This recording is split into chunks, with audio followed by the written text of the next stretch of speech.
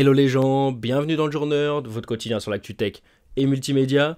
Aujourd'hui, on va parler de Dragon Ball FighterZ qui fait sa petite refonte sur les consoles next-gen. On parlera de Amazon Prime Video qui balance une mauvaise nouvelle. Et on terminera avec le succès d'Avatar, le dernier maître de l'air, et qu'est-ce que ça implique pour le live action dans le futur. Allez, qu'elle soit bonne ou mauvaise, c'est parti pour l'info.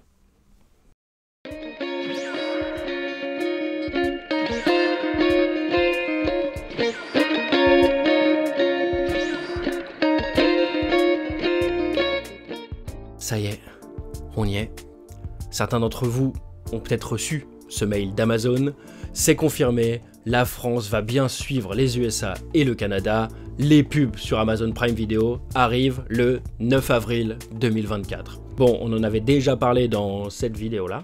On avait peu d'espoir, mais en vrai, au fond de nos cœurs, on espérait être épargné. Ce ne sera pas le cas. Du coup, à l'instar de ses concurrents Disney+ et Netflix, Amazon nous oblige à payer pour éviter les publicités. Du coup, pour garder votre Prime Video actuel, donc sans pub, et avec Dolby Vision et Dolby Atmos, on avait déjà parlé de Dolby Vision et Dolby Atmos sur la même vidéo, il faudra payer 1,99€ de plus par mois. Du coup, on passe de 7€ à 9€ par mois. En vrai, c'est pas tant que ça, en plus ça inclut beaucoup de services. D'ailleurs, j'en parle aussi dans la même vidéo que je vous rabâche depuis tout à l'heure. Ce qui est chiant, c'est que vraiment la promesse de ces trucs-là, à la base, c'est de ne pas faire comme la télé et être sans pub.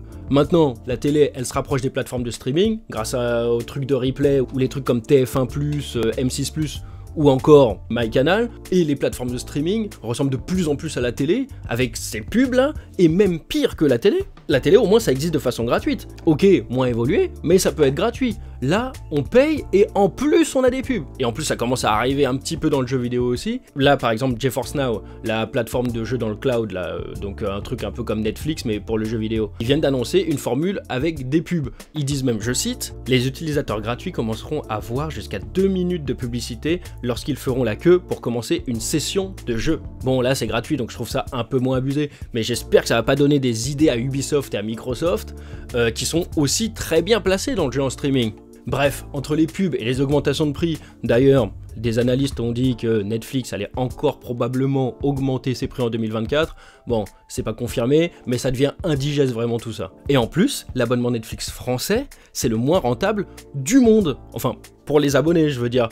Puisque les prix européens, c'est peut-être les plus élevés du monde, et la chronologie des médias en France, bah ça fait que beaucoup de films disponibles ailleurs ne le sont pas ici. Bon, on va continuer à parler de Netflix, mais cette fois-ci plutôt par rapport à leur création. On va parler d'Avatar, le dernier maître de l'air. En fait, le remake de la série animée est en train de battre tous les records. Il est top 1 partout dans le monde, hein, et il cumule 18,5 millions de vues. Et du coup, il fait mieux que One Piece. Et One Piece qui était déjà un carton. Hein. Après, One Piece a une très longue longévité. Donc on va voir si Avatar fait de même. Le budget de la saison d'Avatar était estimé à 100 millions de dollars, au-delà de la somme qui est vraiment énorme. Hein. Ça montre que Netflix porte beaucoup d'intérêt, mais aussi beaucoup de respect pour ces licences qui ont souvent été placées au second rang ces dernières années. Bon, évidemment, le but il est lucratif, mais comprendre que respecter les fans, c'est le meilleur moyen de faire de l'argent, bah c'est déjà un bon message pour le futur de l'industrie. Il y a un film Naruto là qui est dans les tuyaux depuis très longtemps. Bon, pas par Netflix, mais par Lionsgate Film. Bon, ça a été mis de côté pendant un petit moment, pendant des années, ils ont les droits depuis très longtemps, mais ils savaient pas comment le mettre en avant, et est-ce que c'était le bon moment pour le faire? Bah là, le film, il rentre en production, on sait même que Daniel Cretton sera le réalisateur du long métrage. C'est celui qui a fait Shang-Chi chez Marvel, et ça colle de ouf avec l'univers manga. Et les chorégraphies de combat de Shang-Chi, c'était vraiment bien cool, ça ressemblait vraiment à du manga, du machin, du Dragon Ball, tout ce que tu veux, et du coup, transposé à Naruto, ça peut être bien sympa. Et le réalisateur, il a même été adoubé en personne par l'auteur original, Masashi Kishimoto, qui voit vraiment que lui en réalisateur de film live Naruto. Ouais, ce sera un film plutôt qu'une série. Bon, pourquoi pas, moi j'aurais préféré quand même une série, mais bon, le début de Naruto, ça peut faire un film de ouf. Bon, en tout cas, on est content que ces œuvres ont enfin une heure de gloire en adaptation, après des trucs catastrophiques dans les années 2000. Les années 2020 semblent être l'âge d'or pour les mangas et les animés en live action.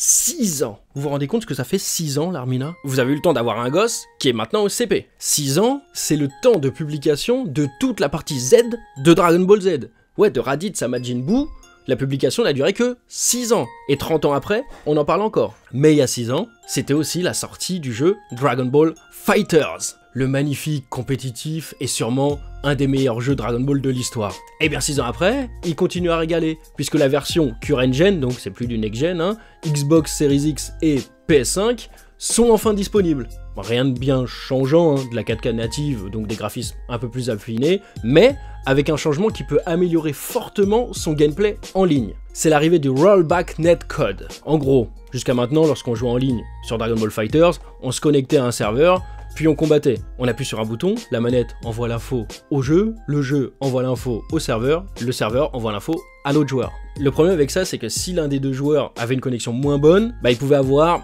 des temps de latence entre les actions. Des temps parfois minimes, même souvent minimes, mais dans un jeu de combat, on est à la frame, on est à l'image près. Donc ça pouvait être vraiment problématique, surtout pour les bons joueurs. Le Rollback Netcode, en gros, c'est un système qui permet à votre console d'anticiper les prochaines actions. Bon, tout ça, ça se joue à des dixièmes de seconde, hein. Votre console, à vous, elle anticipe plusieurs cas de figure sur la prochaine action de votre adversaire en avance, puis lorsqu'elle reçoit enfin la véritable information, elle annule les mauvais cas de figure et garde le bon cas de figure. Ça paraît encore plus galère, mais comme c'est la console qui fait le plus gros du travail, les données envoyées par le serveur sont moindres et donc le jeu gagne en fluidité. Ça fait des années que Arc System Works, le développeur de Dragon Ball FighterZ, cherche à mettre en place ce rollback netcode. Et enfin, avec cette mise à jour, ils ont réussi. Ça peut faire vraiment du bien à Dragon Ball FighterZ parce que cette année, le grand tournoi de jeux de combat l'Evo plutôt, il a fait l'impasse sur le jeu Dragon Ball.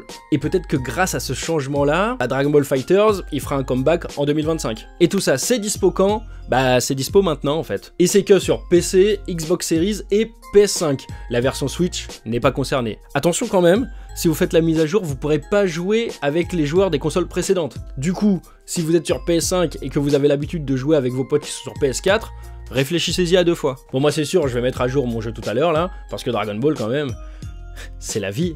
Après des années de spéculation, des années de rumeurs et des années de recherche du coup, l'Apple Car est définitivement annulé. Ça fait 10 ans que le projet est en route, et bien plus longtemps qu'il y a des rumeurs dessus, hein. Et avec l'arrivée de nombreux ingénieurs de grands groupes automobiles, mais aussi l'émergence de plusieurs marques tech dans le domaine tel que Huawei ou Xiaomi par exemple, on pensait vraiment que l'Apple Car, ça serait une réalité, mais dans pas longtemps en plus. On avait tort. Bloomberg annonce que Apple a annoncé en interne à ses employés qu'il mettait un terme au projet Titan, donc le projet de l'Apple Car. Un coup dur puisque le projet semblait de plus en plus concret. Par exemple, Xiaomi, ça fait seulement 3 ans qu'ils ont balancé l'info qu'ils allaient investir 10 milliards de dollars dans les 10 prochaines années pour compter dans le secteur automobile vraiment. Et en 2024, la première voiture Xiaomi, elle existe. On se demande pourquoi Apple arrête ça maintenant, là où le secteur semble plus ouvert que jamais. C'est peut-être pour ça qu'ils y vont pas en fait. Ils ont peut-être pas trouvé assez de moyens de se différencier de la concurrence, peut-être. On sait qu'Apple, de base, ils voulaient lancer une voiture totalement autonome, même carrément sans volant, puis ils sont un petit peu ravisés pour se rapprocher un peu plus d'une voiture semi-autonome. Et est-ce que ça ressemblait trop à une Tesla bis? C'est peut-être pour ça qu'ils ont abandonné le projet? On n'en sait pas plus. Ce qu'on sait, c'est que la majorité des employés, ils vont être redirigés vers le service intelligence artificielle d'Apple. Oui, encore de l'IA, désolé. Bon, d'un côté, il serait temps qu'Apple booste un peu sa productivité dans l'intelligence artificielle parce que Siri était déjà à la traîne avant les avancées majeures, ChatGPT, Google, Microsoft, tout ça. Là, c'est vrai que c'est urgent de faire quelque chose. Mais bon, c'est quand même dommage d'abandonner un projet qui a déjà coûté plusieurs milliards et qui aurait dû permettre à Apple de se diversifier et peut-être devenir un cadre dans le domaine de l'automobile. J'imagine que s'ils l'ont pas fait, c'est qu'ils y croyaient pas vraiment. À savoir si c'est un arrêt définitif ou si c'est temporaire, hein, et que, comme Goku, l'Apple Car pourrait revenir à la vie. Et voilà, c'est tout pour aujourd'hui. Merci d'avoir suivi ce Jour Nerd jusqu'au bout. Abonnez-vous pour ne rater aucune info. Regardez aussi les anciennes vidéos parce que l'info ça périme pas en 2 jours. Restez passionnés et je vous dis à demain.